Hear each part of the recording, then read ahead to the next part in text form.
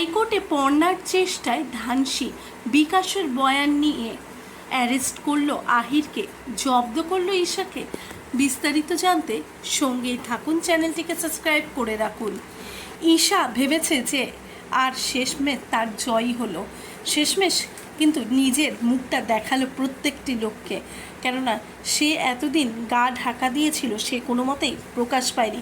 অবশেষে আহিরের যখন অপরাধ কোনো রকমই প্রমাণ হয়নি, আহিরকে নির্দোষ খালাস করা হলো, তখন কিন্তু ঈশা এসে আহিরকে গলায় মালা পরায়।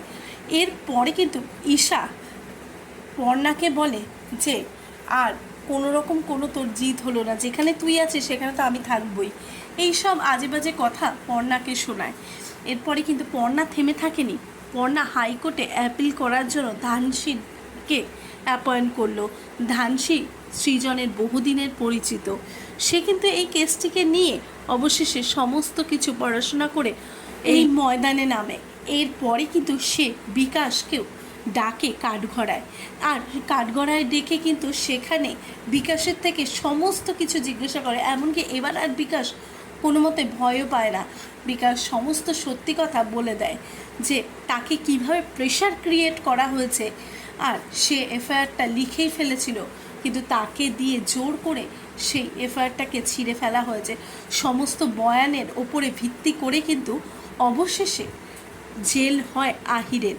কেননা পর্ণাকে থামিয়ে রাখা কোনো মতেই সম্ভব নয়, এটা ভালো মতনই জানতো ঈশা। তাও ঈশা জোর করে পর্ণাকে হারাবার চেষ্টা করে, কিন্তু পর্ণাকে হারানো অতটা যে সহজ নয়।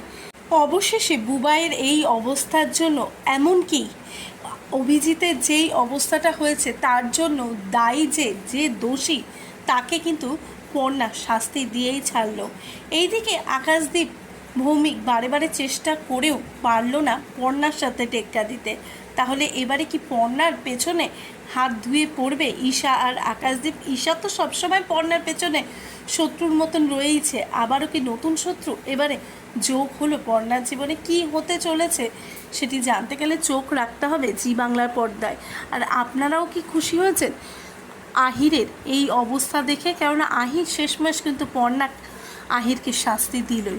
প্লিজ আপনারাও আপনাদের মতামত অবশ্যই কমেন্ট বক্সে কমেন্ট করে জানান।